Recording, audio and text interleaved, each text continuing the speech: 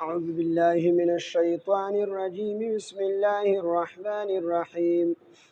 إن الذين آمنوا والذين هادوا والنصارى والصابئين من آمن بالله واليوم الآخر وعمل صالحا فلهم أجرهم عند ربهم ولا خوف عليهم ولا هم يحزنون وإذ أخذنا ميثاقكم ورفعنا فوقكم الطور خذوا ما آتيناكم بقوة واذكروا ما فيه لعلكم تتقون صدق الله العظيم رب اشرح لي صدري ويسر لي أمري واحلل عقدة من لساني يفقهوا قولي رب زدني علما سبحانك لا علم لنا إلا ما علمتنا إنك أنت العليم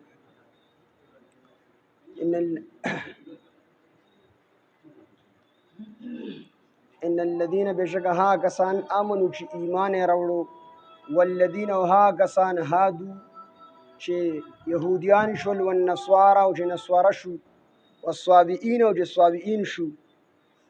من آمنا چې ایمان راوړو بالله په الله باندې واليوم الاخر په ورځ د قیامت باندې وعمل صالحا او نیک عمل وکړو فلهم د دوی د پاره به اجرهم اجر وي د دوی عند ربهم فرب نيز د رب د دوی ولا خوف نبو يروي عليهم بدوي باندې ولا هم يحزنون او نبدوي غمجن دي اصل کې دې کې مخکې د يهودو چې کوم حباستونه تیر شو او يهوديانو چې کوم ظلمونه کړی دي هغه مخې ته تیر شو ان د انبیاء علیهم السلام په شان دي معصوم خسته قتلول او بهترین خلق د امت قتلول نو دا دومره خباستونه چې دي کړی دي نو د خلکو په ذهن کې یو خیال راځي چې یاره دا دومره لوی ګناهونه کړی دي په یو ورځ باندې او یو انبیاء علیهم السلام شهیدان کول او دغه رنګ د هغې سره چې کوم نیک ملګري وو د هغې حواریین هغه قتلول نو دا دومره لوی ګناهونه چې دي کړي دي نو دوی به هم الله معاف کړي او د نبي علیه السلام په زمانه کې چې کوم یهود آبادو نو هغې به هم زړه کې دا خیال راتلو چې یاره مونږ به هم الله معاف کړي زمونږ د پلارانو نیکونو دومره لوی ګناهونه کړي دي انبیاء علیهم السلام په شان د پاکې هستۍ قتل کړي دي دلته کې الله پاک جل جلاله فرمایي چې آو تاسو هم چې کوم نه معاف کوم او تاسو کو يهوديان یې کو نصارى او کو صایبین یې او دغه رنګ کو نور خلک یې منافقین یې او چا چې ایمان راوړ الله وي په ما باندې په الله باندې ایمان راوړو په ورځ د قیامت باندې راوړو او نیک عمل وکړو نو الله فرمایي زما د چا سره ذاتی رشته نشته دي بلکې چې د ایمان په صفت سره څوک متصف شو چا د ایمان راوړو عمل صالح وکړو نو الله پاک وي دغه سره زما د اجر او د ثواب وعده ده او د جنت وعده ده زما چې اثر رشتہ داری نشته دي بس څوک چې ایمان راوړي او نیک عمل وکړي الله سره تعلق جوړ کړي نو الله پاک جوړوي زه دغه د ثواب ذمہ دارم ثواب بولم ورکوم جنت بولم ورکوم دنیا کې بولم خوشاله ورکوم دلته کې د دې لپاره الله پاک جو فرمایل چې دی کو هر څومره ګناهونه کړي دي خو ایمان یې راوړو د يهوديانو نه او د نصاراو نه او د صابینو نه د دین غوړ چې ایمان راوړو او نیک عمل وکړو نو الله پاک وي زما چې سره رشتہ داری نشته دي دی معاف کوم دا څومره ګناهونه کړي خو د ټول ګناهونو باوجود دی ایمان راوړو د هر څه بوته معافي او زما سره ثواب چې کوم دکله کواده ده دلته کې الله فرمایي ان الذين بشکها کسان امنو چې ایمان راوړو والذین ها کسان هادو چې يهوديان شول والنصارى او ها کسان چې نصارى شو والصابئین او صابیان شو صابیان يهود هادو يهود چې کوم دي دا د حضرت موسی علیه السلام چې کوم حواریون هغه ته يهود وي او د حضرت عیسی علیه السلام چې کوم امت هغه ته نصارى وي د يهوديان د دې وجنوي چې ها د يهودو معنی دا واپس کېدل ها د يهودو د دې معنی دا واپس کېدل رجوع کول نو دې کې چې بعض کسانو د صحیح عبادت کړو نو بعض به الله پاک قتل کړل حکم یې وکړو چې تاسو رشتہ داران دی راولګي دي قتل کی او چې کم پاتې شنو هغه الله طرف ته رجوع کړه ان هدنا الیک یمون الله طرف ته رجوع کړه نو د دې وجه دی رجوع کړي نو د دې وجه دي ته يهوديان او یو وجه تسمیه ده چې د دې د مشر د یعقوب علیه السلام د مشر زینم يهوداو نو د دې وجه دی يهودو د يهوديان او بعضی وی چې دی به کله تورات لستو نو دی به خوځیدل تهوت چې کوم دی خوځیدو ته وي څنګه چې زموږ ماشومان قرآن یادي حفظ کړي نو دیم د قرآن د یادولو په ټیم کې دی ډکیږي نو دقسې دوی به چې کله تورات رسون دوی به ړکېدل، نو د دې وجې دوی ته چې کوم دی یهود او نصواراو ته نصوارا د دې وجې وي چې حضرت عیسی علیه السلام په کومه علاقه کې و، نو کومه محله، نو هغه محلې ته به ناصوره وي، ناصوره. او بیا به نبی عیسی علیه السلام ته نسبت تناسوری کو چې عیسی ناصوری، نو عیسی علیه السلام ته به عیسی ناصوری وي، او د عیسی علیه السلام چې کوم امتیانو هغې ته به نصواره وي. او صوابین چې دي نو دا صوابینو اصل کې د یو دین نه بل دین طرف ته ګرځېدونکي ته صوابي ویلی شي، چې خپل دین پرېږدي بل دین ته لاړ شي. د دې وجې به مشرکین مکه او صحابیانو ته صوابین وي، دا صابي شو، مطلب خپل زوړ دین یې پرېښود، د کفر هغه دین یې پرېښود، اسلام ته لاړو. نو دوی خو به د کفر هغه دین ته چې کوم دی صحیح دین وي مشرکینو. نو صحابیانو خو ټیک ته چې خپل زوړ دین یې پرېښی خو بت پرستي پرېښې وه او د الله وحدانیت طرف ته راغلي. نو صوابیان نو ان الذين بشک ها کسان امنو چې ایمان یې راوړو، والذین او ها کسان هادو چې یهودیان شول، والنصارى او ها کسان چې نصواره شو، والصوابئین او هغه کسان چې صوابیان شو. دا صوابیانو یهود دا د موسی علیه السلام قوم شو، د هغوی حواریین امت شو،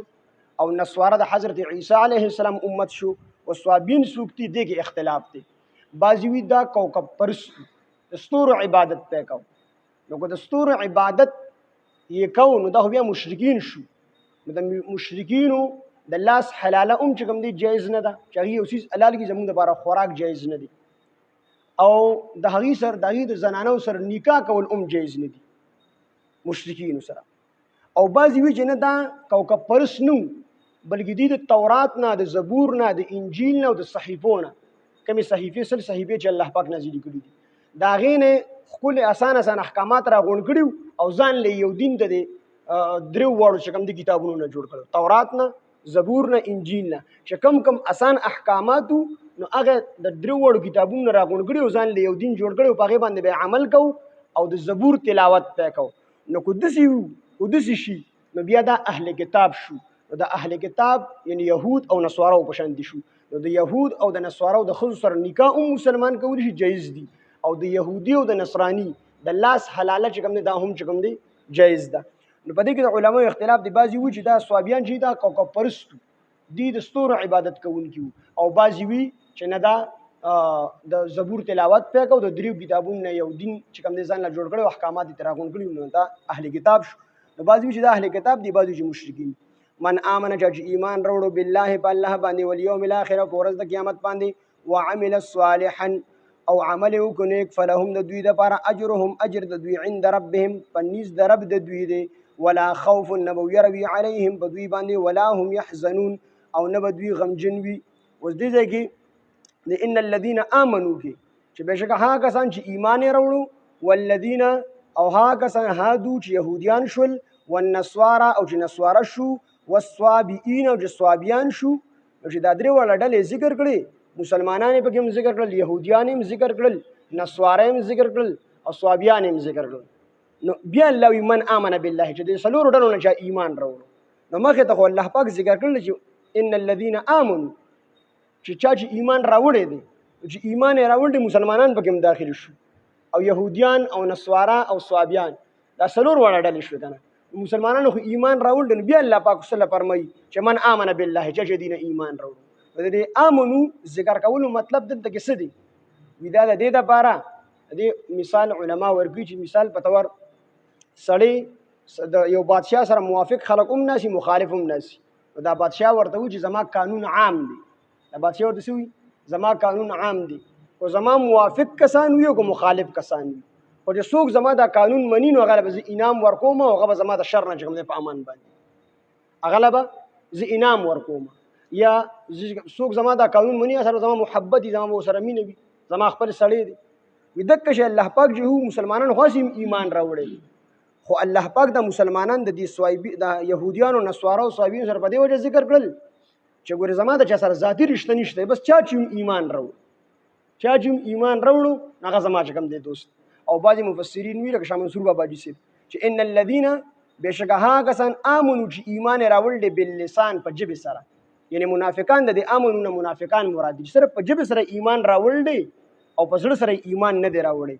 او يهوديان دي او نصارا دي صویبین دي بیا د سلور والا ډلې کافران شوي نو که د منافقانو نه ایمان راوړو کو د يهوديانو نه راوړو کو د نصاراو نه راوړو چا چې ایمان راوړو د الله جل جلاله سره دک سی وعده ده ان الذين بشكها كسن امنوا شي ایمان راوړو والذین ها کسن هادو چې يهوديان شول والنصارا او نصارا شو والصابئین او صابیان شو من امن چې ایمان راوړو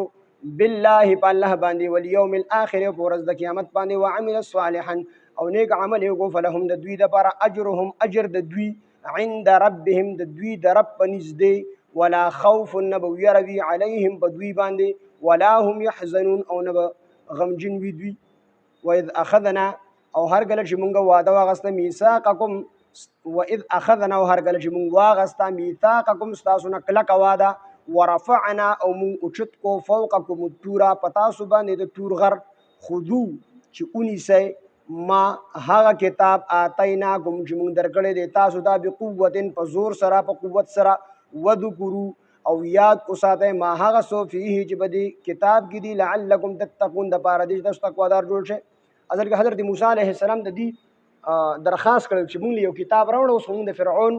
د ظلم نخلاص شو شکل فرعون ډوب شو بني اسرائیل سوال وکړو چې اوس د الله د طرف نه مونږ یو کتاب راوړو نو موسی علیه السلام کتاب راوړو تورات هغه وته اولستو دی ورته چې د احکامات پکې بدل کا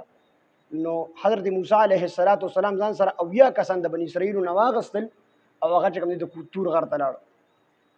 هو دی ورته چې مونږ ته د احکامات پکې بدل کا هغه دا خو نشم بدل خو د الله احکامات دي نو دی بیا سووي دی وی چې دا تنشي بدلولي استاد کتاب مونږ نه مونږ ته څه پته چې دا کتاب چې کوم د الله د طرف پتا باندې نازل شوی دی چې دا ځان نه جوړ کړي نو موسی علیه السلام دی تر هغه پورې مونږ د کتاب نه منو تر څو چې مونږ د الله په خپل باندې نیول چې تورات زما کتاب دی نو موسی علیه السلام د خپل ځان سره داویا کسان واغسل کوه تور غرته بوتل نو انت کې وته الله پاک جهو په خپل خبري ورسره او فرمایلی الله تو فرمایل چې دا زما کتاب دی او ما په حضرت موسی علیه السلام باندې نازل کړل دا ونیسه په دې باندې عمل وکړه نو دی بیا وی چې لن نؤمن لك حتى نرى الله جهرة موسی علیه السلام ته وی چې د الله پیغمبر تر هغه پورې مونږ په تا باندې ایمان نه وروړو دا خبره مونږ نشو کولی چې دا د الله کتاب دی تر څو پر چې مونږ الله لیدلی نه الله راته براه راست نه ویل چې دا زما کتاب نو الله پاک له دې خبره باندې غوسه ورله غوسه شو الله پاک جهود او یا وړه کسان الته کې مړ کړل او بیا د موسی علیه السلام په دعا باندې دوباره ژوند کړل چې دی کله واپس رانو نو موسی علیه السلام الله تو فرمایل چې کو استاد نه د بشری تقاضې مطابق د انساني فطرت مطابق تاسو چې د غلطي وشو نو احکامات ټیک ته چې ګران دي او هغه غلطي به تاسو ته معاف کوم نو دی جورال نو خپل کشرانو ته وی چې د سکات الله پاک چې کم کول شي نو هغه کوي چې کم نشي کول نو هغه مکو نو دی بیا د غلطه کې انکار وکړو چې انکار وکړو تورات نه منو چې تورات کې احکامات لګرانو خو اگر چې دی ګرانو احکاماتو خو د دې د مزاج مطابق الله حکیم ذات الله پوي نو دی بیا تورات نه منو چې نه منو الله پاک جل جلاله پرشتو حکم وکړ ورشه دا تور دا غر په د پاسه چې کوم دی 19 په زور به ومن نو د کوه تور غر پرشتو شت کړي د سر د پاسه ونی ورته منه کو نه من نو دی وی سجده وکړه چې الله پاک مونږ په یو سترګ باندې سجده کړو بل سترګ بار غر تکات په دا ټیم کوم ور دي دور نه یاره دومره سخت کوم دا بلی سره نو بیا چې کوم دی چې الله پاک مونږ نو الله پاک جل هغه غر په اوچت کو نو په زور به تورات کوم د دې کې یو سوال پیدا کیږي چې لا اکراه فی الدین په دین کې خو زبردستی نشته دی په زور ته په چا باندې وسړی کافر په زور سره نشي مسلمان کول په دین کې زبردستی نشته دی نو مطلب دا دی چې کافر په زور نشي مسلمان کولی خو چې یو سړی ایمان راوړي د ایمان نه پس دی مرتد شو د بیا 3 ورځې مهلت ورکول کیږي کو په 3 ورځو کې واپس دی اسلام ته رانغی نو بیا دی واجب القتل دی بیا حکومت وخت لا پکا دی چې دی قتل کی 3 قسمه قتل جایز دی یو دا چې کوم سړی مرتد شو نو دله به 3 ورځې مهلت ورکول شي کو په 3 ورځې کې دی واپس اسلام تراغي نو دی معاف شي او کنه 3 ورځې پورې دی واپس اسلام ترانه اسلامي قبول نکو د قتل واجب دی او دویم چې کوم سړی شادي شوده سړی وي هغه نه چې کوم دی ګناه وشي نو او د باندې گواهان چې کوم دی ثابت شي هغه جرم به ثابت شي یعنی گواهان به پیش شي عدالت نو د دې سړي قتل چې کوم دی جایز دی به چې کوم دی رجم کول شي په وړو وړو کانو وشتري شي او دریم چې کوم سړی قتل عمد کی قصدن عمدن یو بی ګناه مسلمان قتل کی نو دا قتل چې کوم دی جایز نو دلته کې الله پاک جو په دې باندې په زور دا دین منلې دی خودي خو به اسلام راوړی و کنه موسی علیه السلام باندې ایمان راوړی و او دا غینه پس واپس شو چې مونږ نه منو نه الله په زور چې کوم دی دا لا اکراه فی الدین دې کې دا چې کوم دی نه راځي وإذ أخذنا هرقل جمونغا واغستا ميثاقكم ستاسو نكلك وادا ورفعنا من أشتكو فوقكم التورا فوقكم پتاسو باندې التورا د تور غر خذو چې اونیسه ما ها کتاب ما ها هدایت یا ها کتاب آتیناکم چې موږ درکړې دي تاسو ته بقوت بزور سره په قوت سره وذکروا یاد ساتئ ما ها احکامات فيه چې په تورات کې دي لعلکم تتقون د پاره دې تاسو تقوا دار شئ ان الذين بشکها کسان امنو چې ایمان راوړو والذین ها کسان هادو چې يهوديان شول والنصارى او چې نصارا شو والصابئین او چې صابیان شو من امنا چې ایمان راوړو بالله بالله باندې والیوم الاخر او ورځ قیامت باندې وعمل صالحا او عمل کو صالحا نیک فلهم د دوی د بارا اجرهم اجر د دوی عند ربهم د دوی د رب پنځ باندې دي ولا خوف النبوي ربي عليهم بدوی باندې ولا هم نبدوی يحزنون غمجن وي واذ اخذنا هرغل جمونغا واغستا ميثاقكم استاسو نکلک وادا ورفعنا او من اوچت کو فوقكم التورا پتاسو باندې د تور غر خذو چې اونی سه ما هغه کتاب آتیناکم چې موږ درکړې دي تاسو ته بقوت په زور سره په قوت سره وذکروا یاد ساتئ ما ها احکامات فيه چې بدی تورات کې دي لعلکم تتقون د بار دې تاسو تقوا دار شئ الحمد لله رب العالمين والعاقبة للمتقين الصلاة والسلام على سيد الأنبياء والمرسلين وعلى آله وأصحابه أجمعين إله العالمين زمون رازش خدای زمون له واړه ټول ګناهونه معاف کړي خدای څومره غلطي کوتاهي زمون راغلي مونږ ته معاف کړي الله مونږ صحیح صحیح ټیک ټیک قرآن ویلو تفسیر کولو توفیق او طاقت راکړي الله مونږ ټول تر قرآن فهم راکړي الله ټول مسلمانانو ته کامل هدایت نصیب کړي الہ العالمین زموږ څومره مردگان وفات شوي ټول ته کامل مغفرت نصیب کړي خدای چا ته مغفرت کړي درجات بلند کړي الہ العالمین ټول ګناهګارانو ته بخښنه وکړي الله ټول قرضداري د قرضونو خلاص کړي الله ټول بیمارانو ته شفای کامله عاجله مستمره ورکړي الہ العالمین زموږ مشرانو ته عزت ژوند ورکړي الله کشرانو ته دینداري ژوند ورکړي الله په زنانو د حیا د عزت صدرونه راواچوي الله مال جان وخت د تانو تاثیرونو هسپتالونو جیلونو مقدمو کیسونو بچ کی خدای د خپل دین د غلبې لپاره استعمال کی الله مو ټول د دنیا آخرت کې د کامیابو خوشحالو عزتونو ژوند راکړي الله دنیا آخرت کې د بی عزتۍ د بی پردګۍ د شرم او د بی حیا د ژوندۍ مو ټول مسلمانان بچ کو ساتي خاتمه بالخير او بالایمان کی وقت ځن قدر مو د زړه په صدق سره په جبدا کلمه شهادت لا اله الا الله محمد رسول